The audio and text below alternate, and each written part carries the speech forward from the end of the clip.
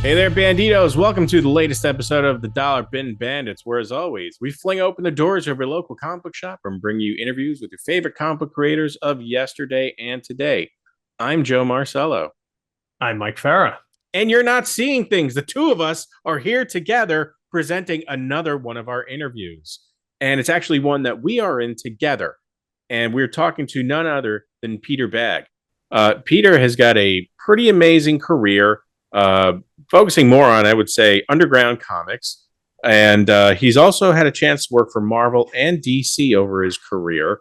And he's done some pretty interesting work. Yeah, Peter came to my radar around the time of the 90s. I think most people discovered his work.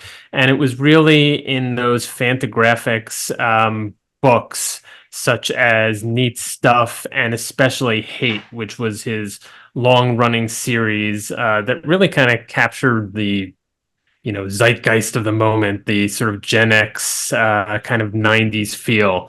And really, his art just jumps off the page. It's very kinetic, very sort of elastic. I hate to sort of compare it to this, but sort of almost Ren and Stimpy-esque, just very exaggerated. And there's nobody really like him. And we were very excited to talk to him about his career and his work. And so let's get to it. This is Peter Bagge. Peter Bagge. Peter, thanks for joining us. Sure. Thanks for inviting me. So we're going to ask you the same question we ask everyone to kick it off, and that is, how did you first discover comics? Well, discover comics. Well, I remember them for as long as I can remember. Mainly as a kid, mainly reading daily strips of the newspaper.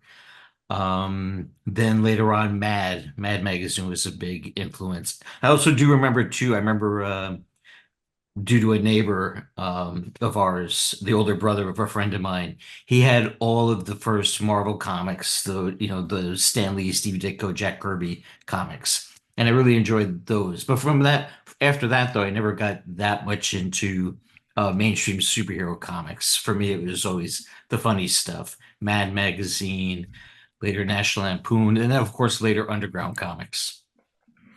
And how about comic strips? Because that's where, those are pretty unique in their own right. And we don't really get to talk about those too much on the show. I mean, we do, but certainly as it pertains to your career. I had my favorites, Peanuts, of course, being a huge one. But I pretty much, as a kid, I remember liking all of the funny ones. And as I got a little older, developed a real appreciation for Dick Tracy and Little Abner. I realize I'm dating myself now. This was like in the 60s, early 70s when I was reading the daily strips. But as years went by, I started I don't know if it was just me getting older or the comic strips changed themselves, but I started liking daily strips less. And again, when I was very young, I used to have fantasies of having my own daily strip. And as time went by, I really started to lose interest, mainly because when I look at daily strips, what was coming out by then, by the mid late 70s, I just couldn't see doing something that would fit in with that. So, and also by that time, but by the late 70s, when I was in art school, then I became rather obsessed with underground comics, and that just took me off in that direction.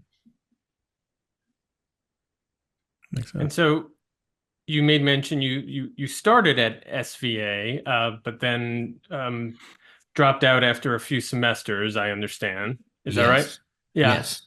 So did you know right then exactly what you were going to do, or did sort of this underground work kind of organically come about after you were sort of searching beyond that experience? Well, yeah, I think yeah, once I discovered underground comics around that time, uh, that pretty much did send me on a certain trajectory. Of course, leaving SVA at that time, it was mainly for financial reasons that I dropped out. I would still go in occasionally and sit in on classes, meet friends. There was an underground cartoonist teaching there, Art Spiegelman, he was an excellent teacher. So I would occasionally sit in on his classes. Um, And there were a few other people too, some other people that did stuff for Raw magazine, who also taught there. And then after a while, I just simply on my own, I met a bunch of other cartoonists. I mean, in New York City, it wasn't hard to find many. I found a lot, and just wound up making friends and started self-publishing with my friends, and that was the beginning. So it seemed like a very organic kind of discovery or integration into that scene. You didn't have any starts and stops. It was you made the friends and just started creating. Yes, yeah. I just once I started doing comics that fit that description, I never stopped. I just kept drawing them and drawing them. I did, and I know a lot of my peers said the same thing. Uh, People I knew who also were inspired mainly by underground comics from the late 60s, early 70s, to become a cartoonist themselves. I didn't know that underground comics were dead by then. There's only like a handful of underground cartoonists that were still making a living getting comics published. It was a big thing in the late 60s, early 70s, but for all kinds of reasons, that whole scene completely imploded. And that was very disappointing to learn, but I couldn't help myself. I just kept drawing comics to mainly to just to please myself. It was an audience of one. I was just drawing for myself and then just hoping that something would come together, something would click. Took a long time, but eventually it did. So, a question I have is with underground comics, it's pretty much anything and everything goes. You're not really hampered by any comics code or any sort of corporate morality, if there is any, but anything associated like that. Were you concerned if there was any type of negative stigma that was attached to underground comics?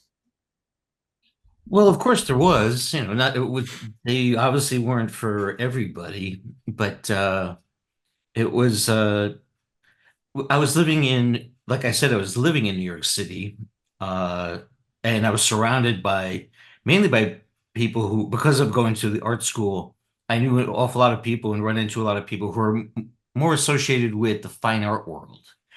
But even beyond that, a lot of all different types of artists, writers, intellectuals. If you go to a party, almost everybody at that party would fit that description.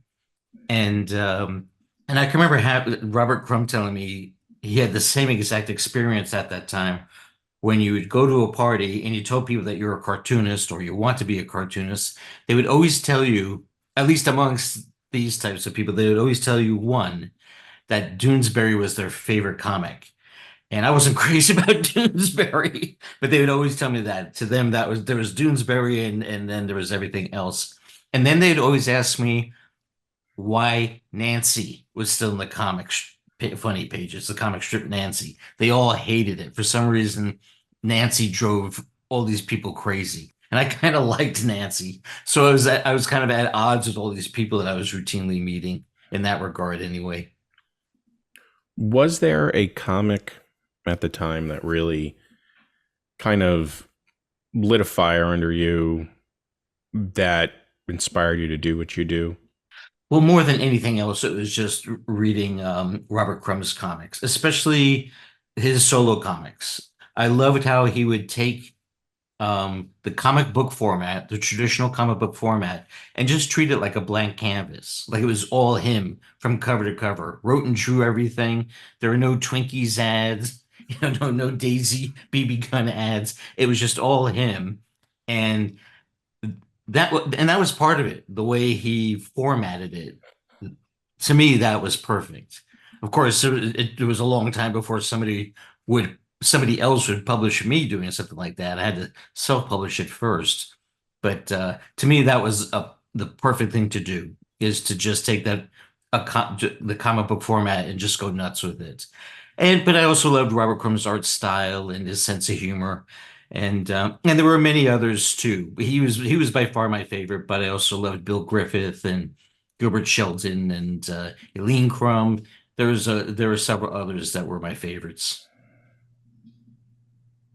I'm glad you brought up Robert Crumb because, in looking at your biography, it seems that around 1980, I guess, is when Comical Funnies came out that Yes. you helped put together. And it got the attention of Robert Crumb, and he wanted to, I guess, feature your work in the anthology Weirdo.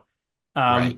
Did that feel like, this huge vindication that you were on the right track in what you wanted to do?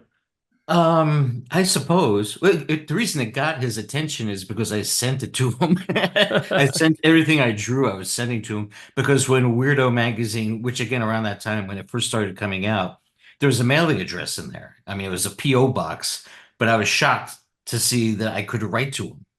So besides writing him fan letters, I would send him copies of just about everything I was working on. And he always gave positive feedback, and then he started slowly publishing work by both me and friends of mine. He seemed to be excited to see that there were a group of young people, not just in New York, but all over the place, that were slowly starting to do comics that were clearly inspired by Undergrounds. And then a few years later, he asked me to help him with Weirdo magazine. I was the managing editor for a while.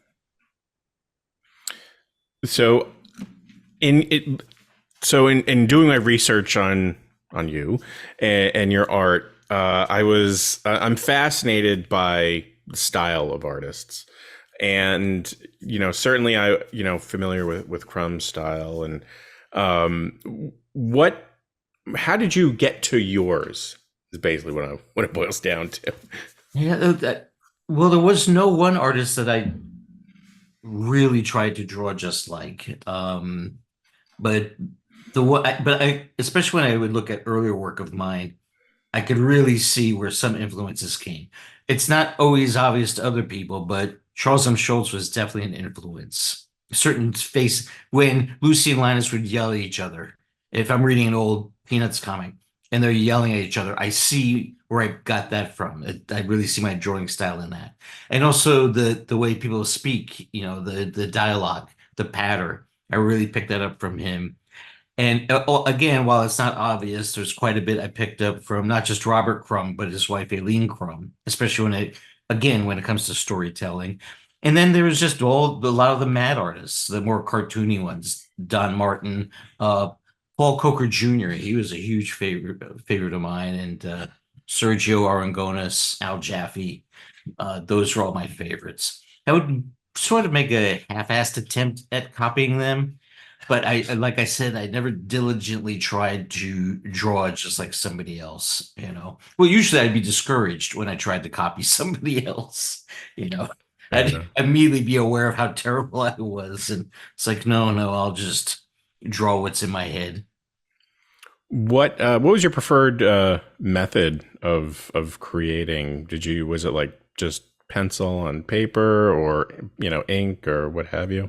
Yeah, well, pretty much, I don't know if well, there is one thing that I do that somebody suggested to me, and now I can't remember who that person was. But I've been drawing the same way for at least since I've been getting work published, going back to 1980. And that is I'll first rough out an idea on printer paper and a ballpoint pen. And if it's a long form story, which these days everything is long form, I'll write it out in script format, just using a word processor, and then print that out. And from that, I then rough it all out. Then what I do is I take Bristol board for the final art. I take a Bristol board, lay out the page, but then I put tracing paper on top of that, and I draw everything on the tracing paper first. First with light pencil, then dark pencil. Then I flip the tracing paper over and draw it all backwards. Oh, and wow. That's a very important step for me, because when I look at it backwards, there's a lot of things that I see that are wrong, that are off, but I can't spot them when I'm looking at it the regular way. It's like a mirror trick. In art school, art teachers used to say, if you do a drawing and you feel like something's off, you can't figure it out, hold it up to a mirror. And then you'll realize it's all like, so you got to straighten out the jaw. You got to do this. The eyes are off. And when I do that with with a comic page, I'll see lots of little things. It's rarely anything major, but there's lots and lots of little things. Probably the most common problem is when somebody is standing, walking or running. Um, the balance is all wrong. I'm not when I look at it backwards, the person should be leaning more this way or leaning back more that way. That's a fix that I always seem to have to make. So, and then I transfer what I drew on the back of the tracer paper. I transfer that onto the Bristol board, and then I Mhm. have a very light pencil. And that comes in. You have to pencil all over again, but it does come in handy to have this very light penciling down on the Bristol board because then you don't have to do tons of heavy erasing. You know, it's like you have this very simple guide to go by without digging into the Bristol paper. I hope that all makes sense. Yeah, yeah, no, it does. It does. I like asking people, certainly nowadays because sometimes technology comes into play, but I always like how to find out how they kind of create what they do. Right. Nowadays you have so many people like, oh, I just go online or they have their tablets Right. and do it like that. No, But yeah, it's I've never been afraid of new technology, computer technology. I wouldn't call myself an early adapter, but I was never a reluctant one either. But pretty much the only thing that art-wise, the only thing that I do on a computer is coloring. I'll scan the original art, and then in Photoshop I'll color it. And then it's nice to have you have to have a file pretty much of your art to send it to a publisher. Um, But to actually draw on the computer, to use all these new programs that it seems like it's certainly almost every cartoonist I know under the age of 40 does this. It does all their work on the computer, and it's just a bridge too far for me. I can't make that leap. fair enough. I've had a few young artists tell me though that they said they started doing that so quick and early, started doing their drawing on the computer that they feel like they never really gave themselves a chance to draw the traditional way that I do. So they always tell me, if you could do it that way with the old-fashioned paper, pen, and ink, you should just keep doing it. You know how, keep doing it. Well, it becomes more unique as more and more people move to the computer. Right. The traditional style is now, I think, more unique, and you see that in movies too. Is that everybody's sort of trying to move away from CGI Uh, for sort of, I feel like, more of the authentic, right. experience. That again, this is just a hunch on my part, but I've noticed for like at least the last 10 years, maybe longer, last 15 years, like if I go to a comic convention, you're in the artist alley, there's all these young cartoonists, most of whom I'd never even heard of. And first, I'm always surprised at how professional their work looks. It already looks very publishable. It's really tight, clean, professional looking work. But then I also noticed there's a real stylistic similarity. It's almost like it seems to be five or six styles that everybody's draws. And I always wonder if there's something about the reliance on computer technology that gives it all that sameness. And it doesn't even have much to do with the color or anything like that. It's the drawing. It's the drawing style has a certain sameness. Right. And now I'm sounding like a real old man. So I'll shut up. Join the crowd. We Yeah. catch ourselves all the time. The other thing that struck me before I move on to the next question is how much work goes into the pure illustration of these things, and especially with someone who has a more, I guess you would call it, I guess, cartoony style, which you think of, or I think of, as something more simple, but the amount of work that has to go into it with obviously the pencils, the inks, but also what you're doing to check for mistakes with the flipping of the paper. There's just an extraordinary amount of craft that goes into making something that may to somebody look sort of a simpler style. Right. Yeah, it takes me 2 or 3 days to do a page, to do a comic page. And if you include literally everything, if you include the writing of it, scanning, cleaning up the scans, doing all of that. Probably 3 days is an average. I wish it was faster. I'm extremely jealous of artists who, like I know a handful of cartoonists who don't even pencil. and the stuff still looks great.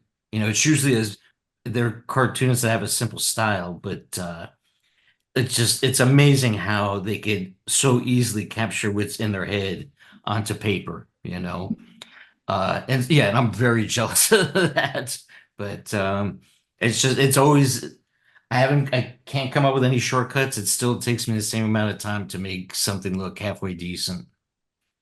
Yeah, understood. I mean, we and everybody else out there that are fans appreciate the work. Sure. Oh, thanks. Um, so, returning back to more of your biography, I wanted to know about Fantagraphics and how you first hooked up with that company because you've had a long association with them. I think they published, the one of your first larger works, neat stuff. So how did that all come about? Um, well, when Robert Crumb asked me to take over Weirdo, and this would be 1983, I was still living in the New York City area. There was a small chance that we might have to find a new publisher for Weirdo. So I tried to think about what publishers there were in the New York area, who would publish something like that. And I had an acquaintance named Milton Knight. There was a cartoonist named Milton Knight. He did like funny animal type stuff. Looks very Terry Toons. Um, and he already had a comic book being published by Fantagraphics. It seemed to be it was him and Love and Rockets, and that was it. Although they were famous for doing the Comics Journal and Amazing Heroes, but they had only just started doing comic books. But he told me go visit them. They don't live that far away. They're in Connecticut, and nice enough guys. So I did, and I went with for two reasons. One was to see if they'd be at all interested in publishing Weirdo, and surprisingly, they weren't. Just because at the time Robert Crumb was publishing stuff that was way too weird for them. They're like, we don't want to tell Crumb what to do, but he's publishing some really crazy stuff, which he was. And also just to see if I could get anything else published by them, like maybe some other anthology. But it was actually there was one strip in particular I did that they were very taken with, and they offered to let me have my own comic book right then and there. And that still took a while. That didn't happen until like a year later because we both moved. They moved to California, although now they're up here in the Northwest, and I moved to Seattle. So once we both were settled, then I'd started working on neat stuff. That was my first solo comic. And was that an idea you had been sort of nurturing along somewhere in your, was it in your back pocket? Or once they said, we want to give you free reign here, what kind of book do you want to do? And you Right. thought about it and it's like neat stuff. Yes. Well, they did say they were willing to give me free reign, and it was neat stuff. Was like this one man anthology. I was drawing all different characters. The whole thing was by me, but it was all these different characters, different story links. I was still experimenting a lot. I hadn't really settled on anything that totally worked both for me and with an audience. Still trying to find an audience. But over time, during the 5 years I did neat stuff, there was one group of characters, the Bradley family, and then specifically Buddy Bradley kind of took over. So that by 1990, I thought it'd be a good idea to just have a comic book where he's the star. He's the obvious star, and I had enough story ideas about him to make that work. He was of all the characters I came up with, he was the most autobiographical. So of course I had story ideas for him. And and like I said, neat stuff was a bit of a struggle. I still wasn't making much money all through the 80s, but thankfully, as soon as Hate came out, it sold very well. For an alternative comic, it sold very well. And I've been doing fine ever since.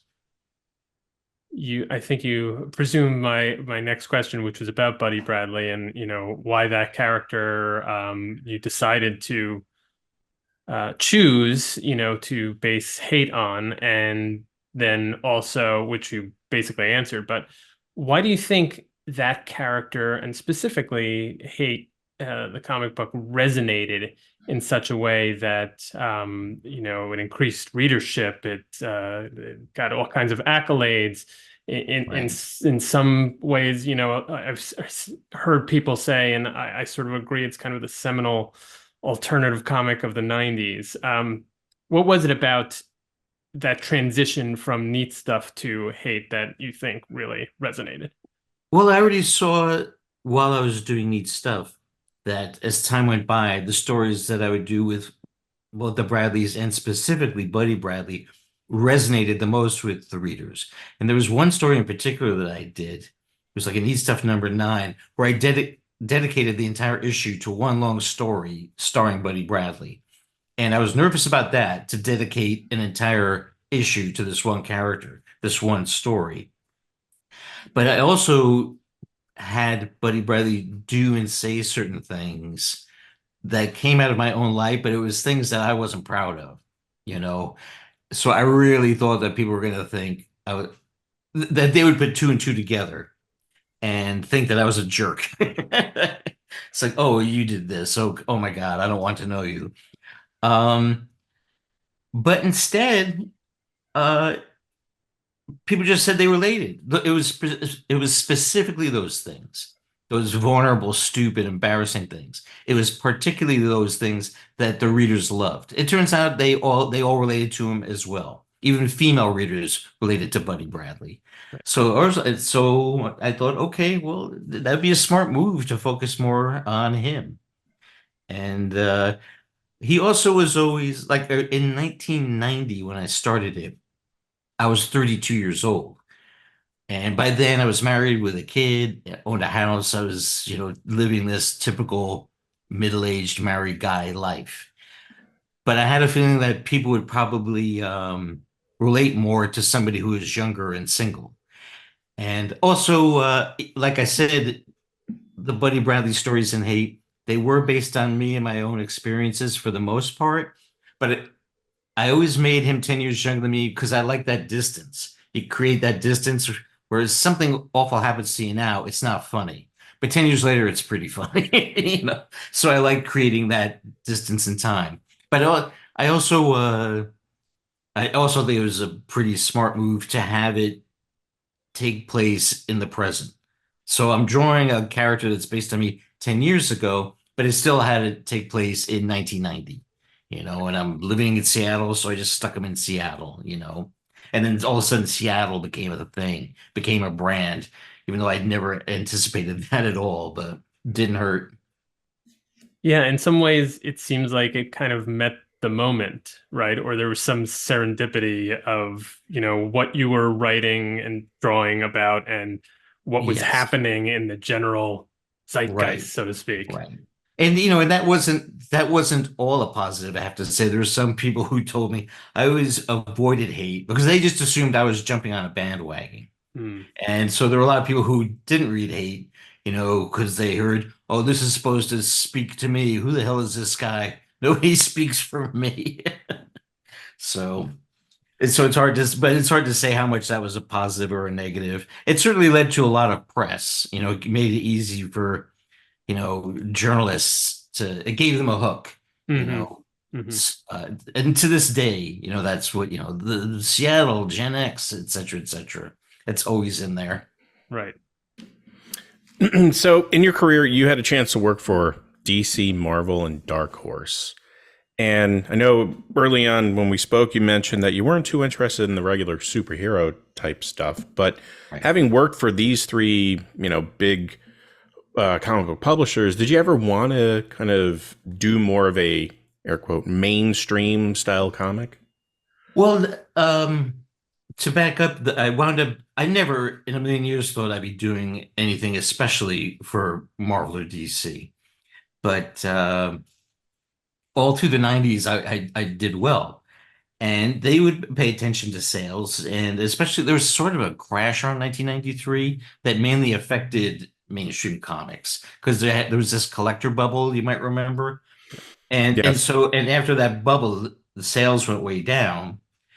And I can remember meeting with it was somebody at DC. They contacted me and asked me to do something for them. I was at a meeting with Karen Berger, and I told her, I just want to be clear that with you, be honest with you, that you might be under some illusion that my comic is selling phenomenally well. But each issue only sells about 25, 30,000 copies. And she said, Peter, right now, that's really good.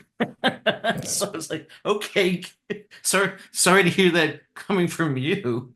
But but DC in particular, they gave me again a lot of creative freedom. I sort of did something mainstream. The first thing I did was this comic about an all-girl band. It was called Yeah, that Gilbert Hernandez illustrated. And I took it upon myself to make it G-rated. I wanted it to be Comic Code approved, which may sound insane. I just wanted to see if I could do it. I also had a kid that was 10 years old at the time. I was really trying to make a comic that would entertain her. And, they gave me enough rope to hang myself. It didn't do great. Then I had another shot with another mini series. Well, it wasn't supposed to be a mini series, just turned out that way. And then they did a graphic novel with me called Other Lives, but none of them did particularly well. So it's obvious that I wasn't a great fit for a company like DC. With Marvel, same thing. They were at this point where they were just throwing, pardon my language, just throwing shit at the wall to see what would stick. And it was particularly this editor named Axel Alonso. You might remember him. And and it was his idea, as far as I could tell, to ask people from the alternative world to take a shot at some Marvel brand characters. Like, let's see what these undergroundy guys could do with, whatever character. And I think they started with Mike Allred was doing his own take on X-Men. And I remember asking Alonso, I said, is all, because it looks like an Allred comic. It doesn't look like an X-Men comic. It looks like a Mike Allred comic, even though it's the X-Men characters. And I said, is it popular? And he said, he says a lot of, traditional X-Men fans hate it, but there are completists that still would buy it. And he says, so we have the completists, plus we have all of Mike Allred's fans buying it. And that's sales, that's X-Men sales on top of their usual X-Men product. So he says it's all a plus. And he figured it'd be the same with me. So he had me do it was his idea. I did a one-shot Spider-Man comic.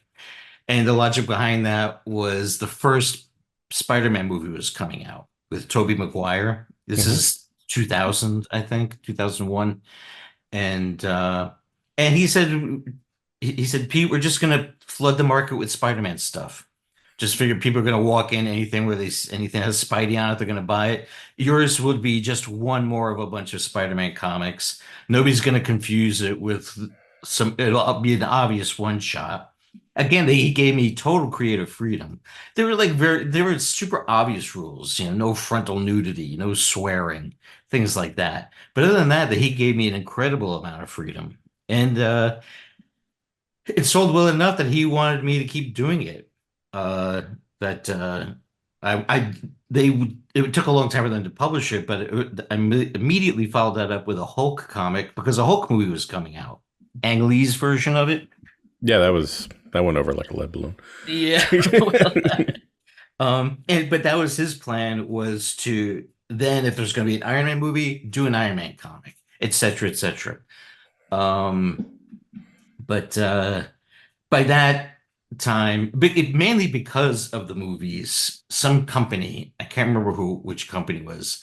I think they were a company that made Underoos. This is before Disney bought them. Some Underoo company paid way too much money for the Marvel brand. And when they saw what I was doing, they were immediately like, no, you got to get rid of this guy. We don't want to have anything to do with him. That won't look good on an Underoos. So surprise. So they were the ones that put my Hulk they paid me in full, but they just put my Hulk comic away until Disney bought it. When Disney bought it, then they put it out. So go figure. Would you want to take a stab at something nowadays? Because both companies I don't know if the same holds true for Dark Horse, but both companies have kind of foregone the, the comics code. And, they're certainly Sure. much more edgy in comparison, at least, to what they Right. once were. And Right. they certainly let more things go. And, in that Yeah, sense. just it's like I had friends and contacts there back during this time we're talking about 20, 25 years ago. I don't know anybody there. I'm just so far removed from that world. And I know that in some ways there's more freedom, but there's also, they also are still worried about, contemporary politics, so they don't want to offend in that way. Right. They still Yeah. don't want to offend who I'm sure they perceive as their audience, 20 something college students, So they have their own rules. And they probably assume I could never go along with that. And they wouldn't be totally wrong.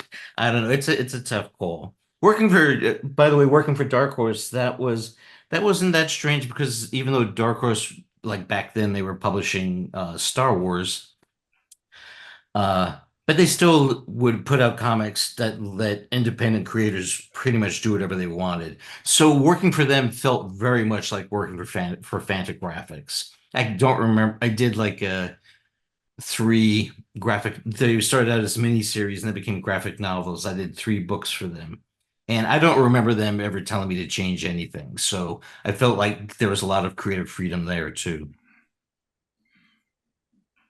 I just wanted to flip back to Marvel for just a second because I was fortunate enough, maybe, to have worked there right at the period you're talking about.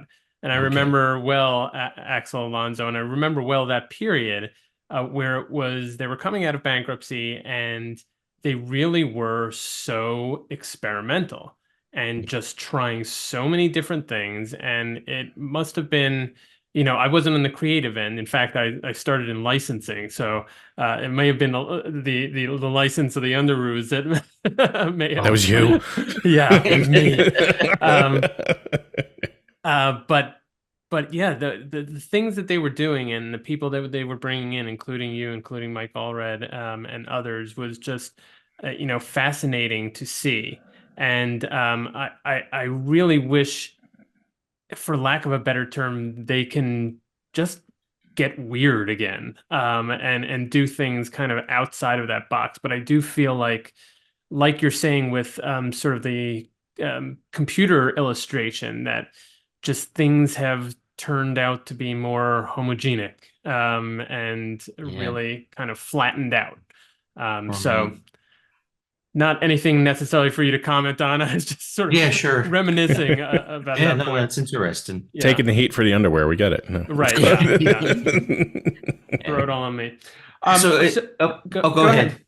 Oh no, I was going to say, as far as working with publishers, I also, as you might know, I don't know if you're going to ask, I did a series of biographical comics for Jordan Quarterly, a company that, traditionally they're very similar to Fantagraphics. But now, once again, with what new work I'm doing, I'm very much in the Fantagraphics fold again, which is fine. I've known them forever, and I'm very comfortable working with them. They seem like a good fit, a good fit for Well, you. yes, yeah, Um, I was going to ask actually about your sort of comics journalism and your biography and sort of more, I guess, nonfiction yeah. type work. What got you into that, and what do you like about that style of comics? Well, how I got into it was actually it was a job offer. I don't know if you remember Details magazine. I think it was Mhm. mainly a men's fashion magazine, but at one point they hired Art Spiegelman to do this series. Art was the editor of it, and I guess it was Art's idea. It was an idea that Spiegelman pitched to them. But the idea was to have a different cartoonist in each issue do a 4-page comic about where the cartoonist acts as a journalist.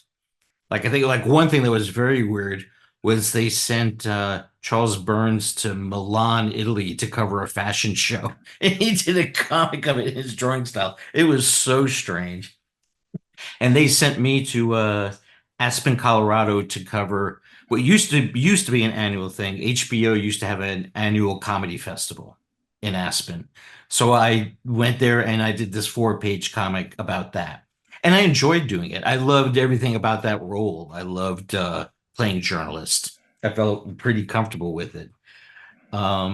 Meanwhile, there's another magazine that I knew some people who worked for called Reason. It's like this libertarian political commentary magazine. And the editor at that time of Reason, he saw that strip I did for Details and he said, I would like you to do this for us on a regular basis. 3 or 4 times a year, do something like this. Go somewhere, do a 4-page journalistic strip about where you go. And he totally copied that format that Spiegelman created for Details. And so I did that for years. After a while, though, uh, the reasons, first of all, they seemed reluctant, probably to save on money. They seemed reluctant to send me anywhere. And I guess I was just starting to run out of ideas about what I could do locally. Um, so it slowly switched so that about 5, 6, 7 years ago, instead of doing journalistic 4-page strips, I do these 4-page biographical strips. Me and the editor will just pick somebody from the past. The only rule is that the person has to be dead. I don't want to hear back from anybody who's still alive, and just present. Yeah, and and the other rule is somebody who would a Reason reader would find interesting, and just do a try to encapsulate that person's life or their aura in a 4-page strip. So that's been taking up most of my time over the last 5 or 6 years is doing those strips. Do you enjoy them? Yeah, I would no, assume you do. I very much do. I very much enjoy them. And I wouldn't be writing about these people if I wasn't personally interested in them. Occasionally, too, there'd be but my editor will recommend people. Sometimes I've never heard of them, or I've heard the name, but I don't know anything about them. But then, you go on Wikipedia, you read about them, and it's like, oh yeah, this is definitely a comic strip. This person could easily be a comic. That is one thing too, is occasionally there'll be somebody, let's say who's very important, somebody that again, like maybe my editor greatly admires, but I'll read his life and I'm like, and everything he's done. And all you could picture is a white guy in the early mid 20th century with a suit and tie on, sitting behind a typewriter. It's like he didn't do stuff. He just sat and wrote in an office. And it's like that's my only problem with this person is there's nothing to draw. So very often that'll be how I'll settle on somebody is like, give me something to draw. Was there a time in this person's life where they were running around? Did they get arrested? Anything like that? Anything that's visual? That's another aspect I look for. Yeah, I would imagine you need some sort of dynamism to Yeah, to yeah, hook into absolutely. for illustration purposes. Yes. Just one more follow-up on this topic. Do you think comics as a medium is underutilized or undervalued for these type of stories? It seems like there are some, like what you Yeah. do, and maybe Joe Sacco, I think, has Sure. done a number of these type of projects.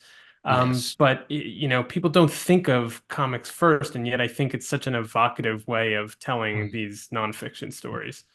For a while there too, Drawn and Quarterly was also they were publishing a lot of journalistic comics. It'd be great if I could rattle off some names. I can't at the moment. Some of them are really good, really strong work. Um, and I do remember too, like around the time, like during the 2010s, when I was doing a series of full-length biographical comics for Drawn and Quarterly, I noticed there suddenly were a lot of biographical comics. Even like a company like, say, Scholastic would put out a biographical comic in a comic or a graphic novel format. So there has been a lot done with it. With the first, not the first biographical graphic novel I did was on Margaret Sanger. It got excellent reviews. It did really well. And I remember it got nominated for an Eisner, and I was like, "Oh, I'm gonna win it. I'm sure I'm gonna win it." But there were so many other biographical comics that came out and that were all really well done too. The competition was insane, so it seemed like these bio comics are sort of taking over. Again, like I said in this nonfiction category, it was all biographical comic strips. It feels like it's remained that way, when there is that category of nonfiction. So I want to ask you. I think you answered my next question, really. But out of the publishers that you've had the chance to work with, I believe you mentioned that Dark Horse was probably the one to really kind of get you, or dare I say, really be more amenable to your style and kind of your career. I'm mostly associated with Fantagraphics, the ones that one gave me a start and always gave me complete free reign. So I kind of grew up and evolved under the auspices of Fantagraphics. I wasn't very comfortable with the people I worked with at Dark Horse, but I remember that. My first editor got laid off, who I liked a lot. He was a great guy. I liked my second editor, and I liked the publisher too. But he's fickle. So for years, sometimes it'd be like he goes, "Hey, we got to do something new with Pete Bagge," and other times it's like, "Don't return his calls." I guess that depends on how he feels about me and my work at the time. So to be honest, I haven't really approached them in a really long time. Like I said, I might as well just stay with Fantagraphics. Is there, just given all what you've done over the years and, characters and stories you've tackled, is there maybe one that you've wanted to do and for whatever reason just haven't been able to do so? Or maybe like you have one in you that that'd be like your magnum opus? I remember now. I can't believe I'm saying this because I've already forgotten what the idea was. But back when I was doing those, they basically were satires of Marvel characters. They're the Spider-Man. Then I remember while I was working on the Hulk, I asked Marvel what movies are coming out next that you want me to cover. I think an Iron Man movie was in the works, and I remember having a story idea that I thought was really going to work for me doing a take on Iron Man. But now I can't even remember what that story idea was. Maybe it'll come back to me. And there's some biographical stories mostly that I would like to do. A few where I'd like to do like a full length take on them. But that was so much work. When I was doing those full length bio comics for Drawn and Quarterly, I mean, they paid me a nice enough advance, but it would take me 3 years to do a books. And that advance is spent in 3 months. So it's just too brutal to do it. Somebody that, just because I'm a really big fan of his, but he's still alive, is I always thought I'd like to do a graphic novel biography of Brian Wilson of the Beach Boys. That'd be kind of cool. Yeah, but I want him to die first. Not that I'm in any rush for him to die. But something I noticed is whenever somebody whenever somebody like that dies, then all these stories will come out that were kept on. I don't want to put out a book about somebody who's still alive, then the person passes away, and it's like, oh, I could have written about A, B, and C, Not like I'm imagining he killed somebody, but yeah, that's one of the many reasons why I like the idea of waiting until the person has passed. But again, it's just because besides being a fan, he is a human cartoon character. He had a very wild, varied life, still is. So that's why I could easily imagine doing something about him. I still think that was funny what you just said. Sorry. Oh, that was hilarious. So speaking of funny, you had a chance to work with Dana Gould, and yes. I remember watching him doing stand-up years ago, and I know he writes for, I think he still does, writes for a number of different shows. How did you hook up with him and work on, it was, as they characterize it, and I'm doing my research, a Macromedia Flash series. So first of all, they're dating the thing by saying that, but that's hilarious. Yes. Well, to back up, I remember I was telling you about going to this HBO's Aspen Comedy Festival. Yes. The very first time that strip I did for Details Magazine, when they sent me there, that wasn't the first time I went there. The first time was, this would be like 1995. I got a cold call from Dana Gould. At the time, I never heard of him. He says, "I'm Dana Gould. I'm a comedian. You never heard of me."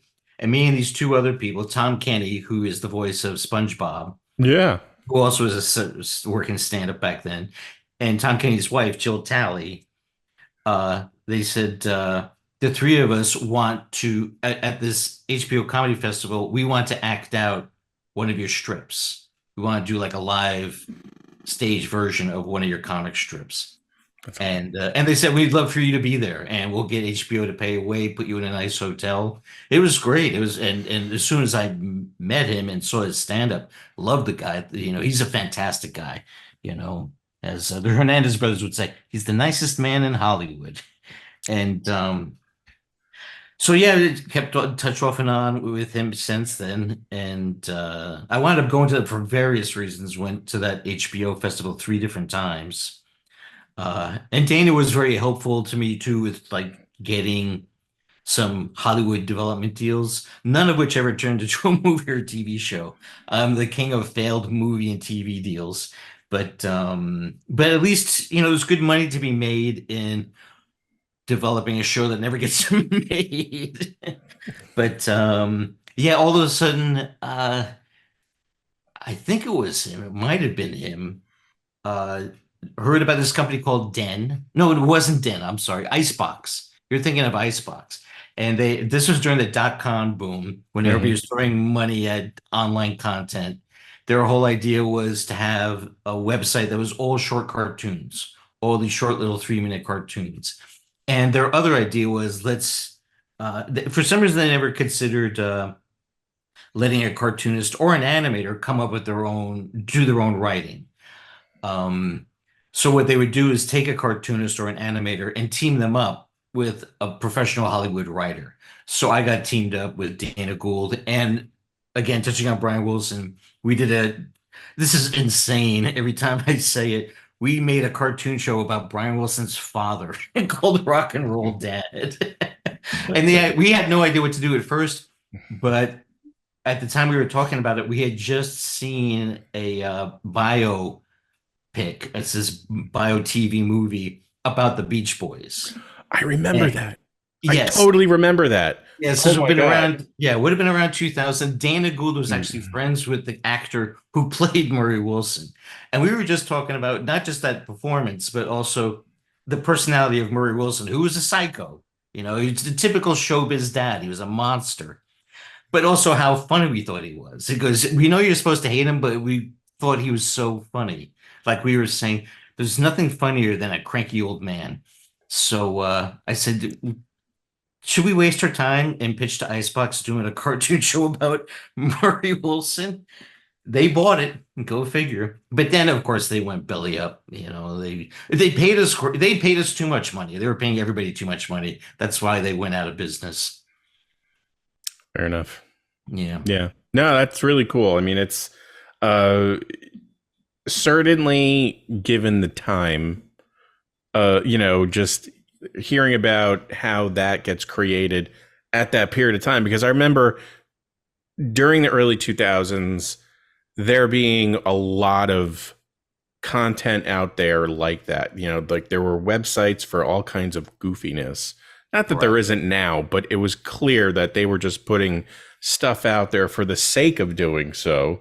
Right. And a lot of, I remember rifling through a lot of, and it was at work because, we didn't have high speed internet at home. It was only at work that you had it. And, just looking at like, oh, look at these cartoons and those cartoons and whatnot. But it was It was interesting, and yeah, Right. I And was. I even remember. back then, Please. even high speed internet back then wasn't very fast. That's to give Icebox credit. I don't know what they were using, what kind of algorithm they had, but for the technology of the time, their cartoons ran pretty well on the average desktop, on the average computer. There's a lot of other websites who are, it was like this is way before Netflix or streaming. But there was this company I accidentally mentioned before called DEN, which stood for like Digital Education Network. They had so much money behind them. They were going to make TV shows for the internet. And I met with them. Nothing came of it. They wound up somebody pulled the plug on them, but at the time there was so much money behind them. But their shows were literally unwatchable. You had to have the best, fastest computer to sit through one of the shows without it stalling and getting this spinny, and it'd be in a Mhm. box that big. It's like looking at, remember Real Network? It's like that little, Yes. Yeah. it was like that, this tiny little box sitting right in the middle of your desktop that kept breaking. But so yeah, Icebox compared to them, Icebox's technology worked really well for the time. And we're back. So, what you guys think of that interview? I thought it was great. I loved learning about Peter's career. I didn't really know too much about him, at least at a granular level. And to hear about the work that he's done, the type of comics I could really appreciate. I always find, underground independent work to be really interesting. You could usually find some pretty good stories, storylines in those types of work, outside the big two. So, and he's got a pretty unique style. So it was really great learning about his career. Yeah, and I was interested to hear about much of his most recent work, which is more on the nonfiction end of things, such as these kind of graphic biographies, as well as some work in magazines and illustrating all kinds of different sort of formats of almost, I guess you would call it journalism, right? So comics journalism. So that was very interesting to me, and just sort of augments all of the neat stuff, to quote one of his books, that he'd been doing over the years. So Peter, thanks for being on the program. We appreciate all of you out there who are listening, who are viewing, who are rating 5 stars, yay, reviewing, subscribing, all that great stuff that gets more Dollar Bin Bandits into your life and the lives of others around you. But that'll do it. We will see you next issue.